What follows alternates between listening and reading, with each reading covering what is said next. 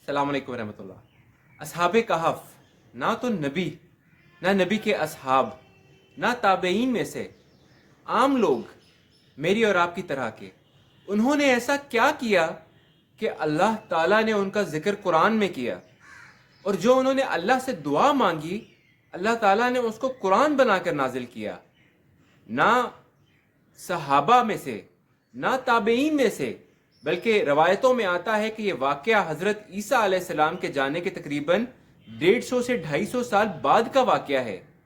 यानी तकरीबन हज़रत ईसा अलैहिस्सलाम और नबी सल्लल्लाहु अलैहि वसल्लम के तकरीबन मिड का वाक़या है।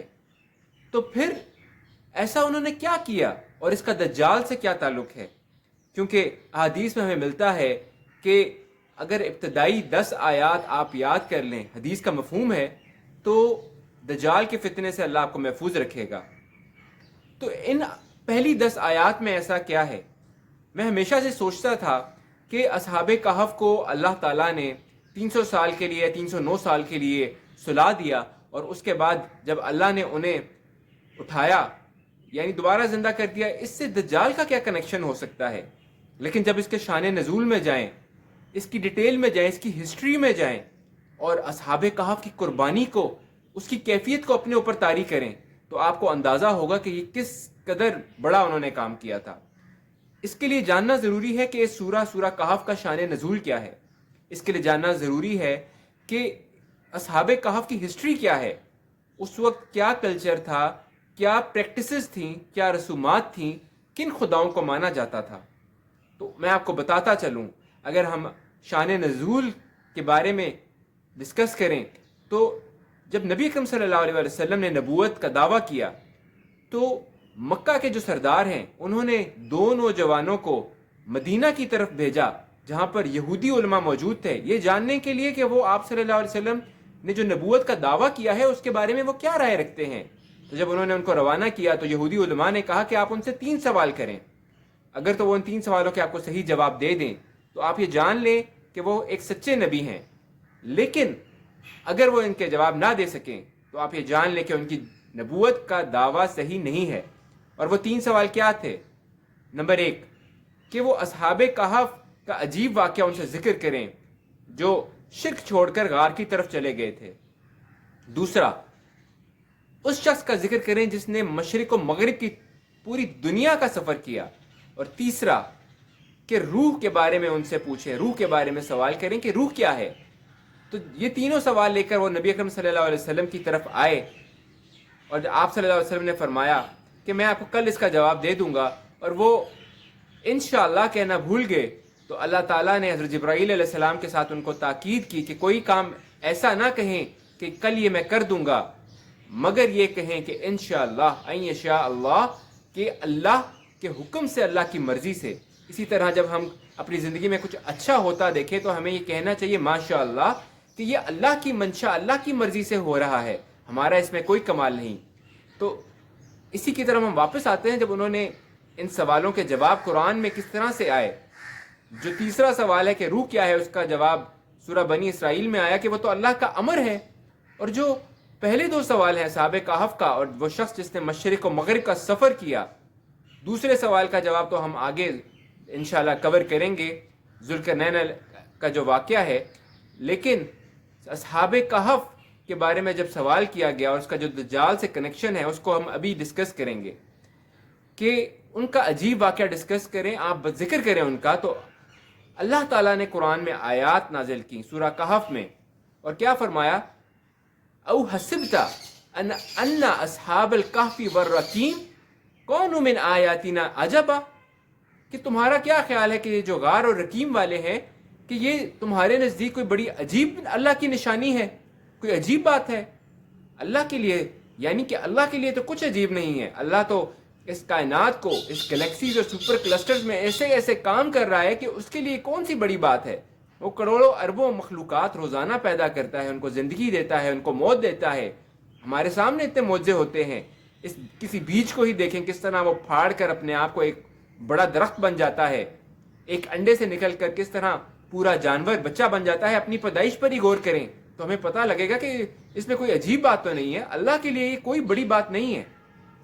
تو اللہ نے اس کا جواب دیا کہ کیا یہ آپ اللہ کی نشانیوں میں سے عجیب نشانی ہے؟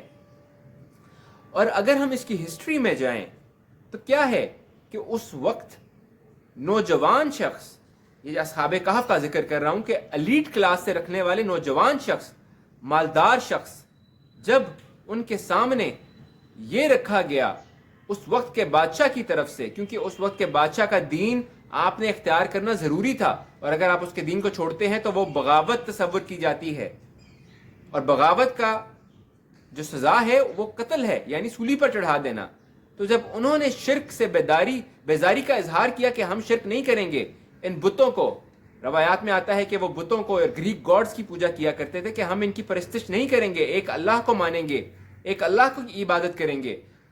جو سچے موحد عیسائی تھے، یعنی اس وقت کے جو پیغمبر حضرت عیسیٰ علیہ السلام کی جو سچی تعلیمات تھیں، ہر نبی نے تعلیم تو ایک اللہ کی دی ہے، تو لوگوں نے بدل دیا اس کو، تو انہوں نے کہا کہ ہم ایک اللہ کو مانیں گے۔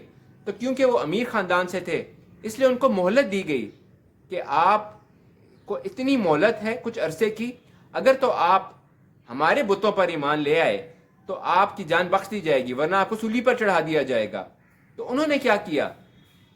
انہوں نے اپنی سوسائٹی کو، اپنی فیملی کو، اپنے مال کو، اپنے گھر کو، اپنے سٹیٹس کو، اپنی آسائشوں کو، دنیا کی چمک دمک کو، اپنی جوانی کو، سامنے ان کے پوری زندگی پڑی ہے، شرابیں سامنے پڑی ہیں، عیاشیاں سامنے پڑی ہیں، ہر طرح کی سہولت سامنے پڑی ہے، ٹھوکر مار کر اس کو غار میں چلے گئے، سب چھوڑ دیا اللہ کے لیے۔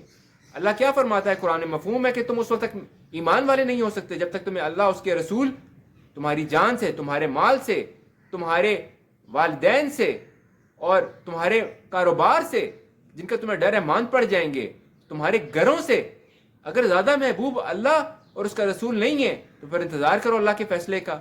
اور مومنین تو ہیں ہی یہی، اور انہوں نے پریکٹیکلی مومن بن کر دکھایا۔ تو پھر وہ چلے گئے اور انہوں نے اللہ سے دعا مانگی۔ کیا ہی دعا تھی وہ کہ اللہ نے اس کا قرآن میں ذکر کیا، فرمایا فَقَالُوا رَبَّنَا آتِنَا مِن لَّدُنْكَ رَحْمَةً فَقَالُوا رَبَّنَا آتِنَا مِن لَّدُنْكَ رَحْمَةً وَهَيِّئْ لَنَا مِنْ أَمْرِنَا رَشَدًا۔ اللہ سے ان کی رحمت کا سوال کیا کہ اللہ ہمیں اپنی رحمت میں لے لے، ہمارے لیے رحمت والا معاملہ فرما اور ہمارے لیے بھلائی والا معاملہ فرما۔ یعنی اللہ سے بھلائی مانگی کہ اللہ تو جانتا ہے کہ کس چیز میں بھلائی ہے۔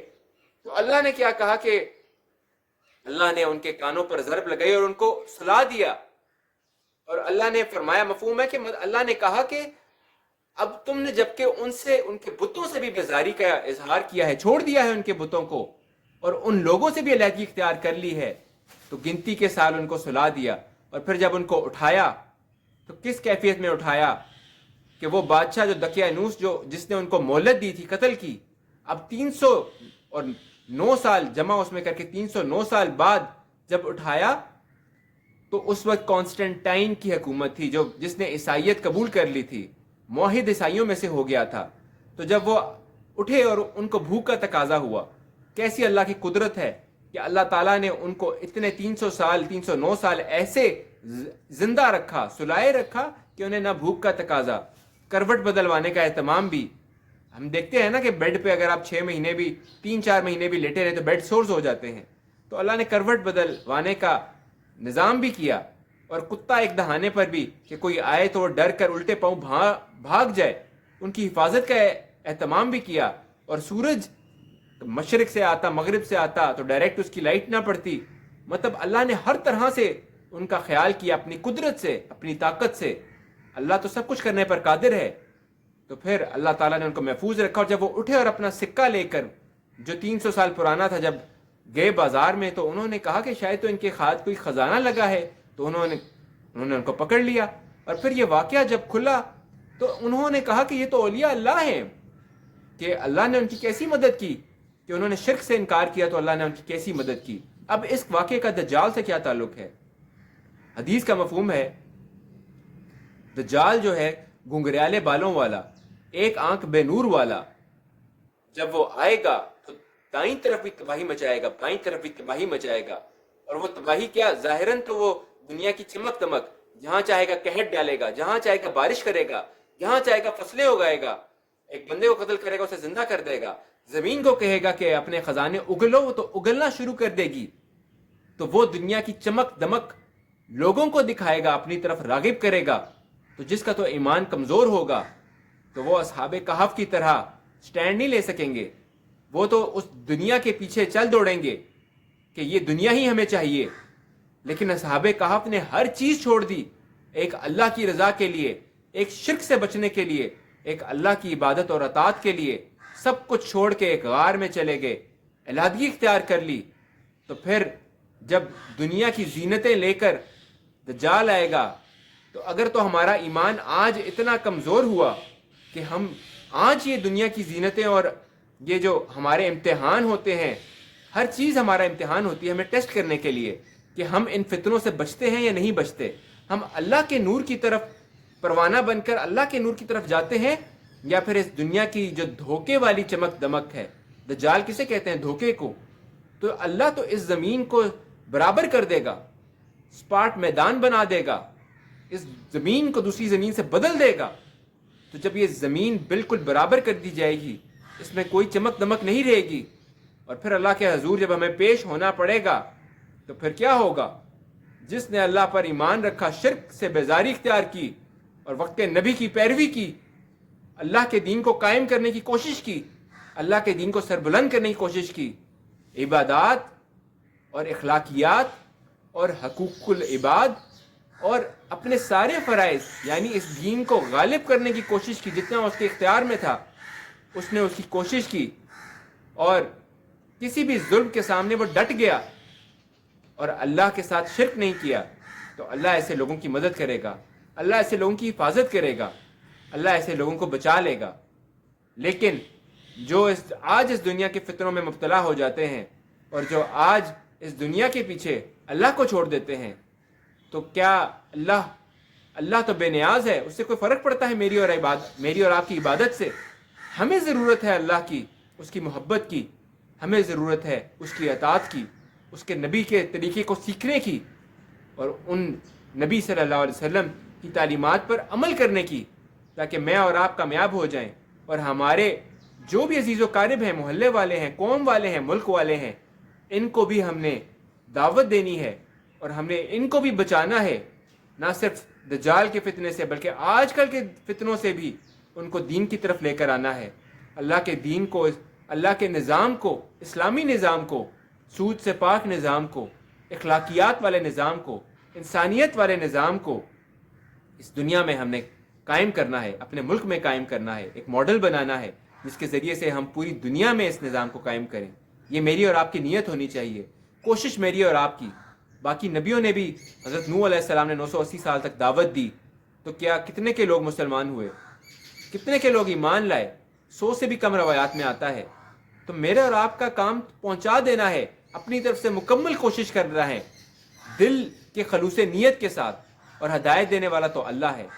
تو اس میری آپ سب سے گزارش ہے کہ آج ہمارے پاس مہلت ہے، کل ہم قبر کے نیچے ہوں گے، اور آج جب ہم سوتے ہیں ہم اپنا تزکیہ نفس نہیں کرتے، ہم اللہ کو یاد نہیں کرتے، ہم یہ دیکھتے نہیں ہیں کہ کہاں پر ہم اللہ کی حدود کو پامال کر رہے ہیں، اور ہم اپنے آپ کو ٹھیک کرنے کی کوشش نہیں کرتے، بلکہ ہم چلے جا رہے ہیں جہاں پر ہمیں دنیا چلائی جا رہی ہے، شیطانی راستوں کی طرف چلے جا رہے ہیں، ہم اپنا تزکیہ نفس نہیں کرتے، تو کل جب ہم قبر کے نیچے ہوں گے اور ہم پچھتائیں گے کہ ہمیں مہلت مل جائے، ہم نے اس دنیا میں جو منٹ گزارا، جو سیکنڈ گزارا، کاش وہ اللہ کے ذکر میں، کاش وہ اللہ کے دین کو قائم کرنے میں گزرتا، کاش وہ اللہ کی رضا حاصل کرنے کے لیے گزرتا۔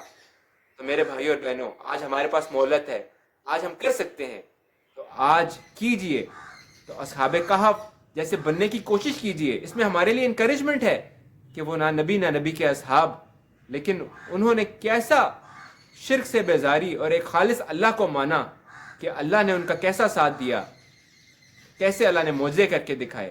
اللہ سب کچھ کرنے پر قادر ہے۔ آئی ہوپ ہم سب کو سمجھ آئی ہوگی اس بات کی۔ انشاءاللہ آنے والے وقت میں ہم ذوالقرنین علیہ السلام کے قصے کا بھی ذکر کریں گے، اور حضرت موسیٰ علیہ السلام، حضرت خضر علیہ السلام کے واقعے کا بھی ذکر کریں گے۔ Kindly subscribe and spread the word تاکہ ہم سب کو ہدایت ملے اور ہم سب اللہ کے دین کو پھیلانے والے، اس کی دعوت دینے والے بن جائیں انشاءاللہ۔ السلام علیکم۔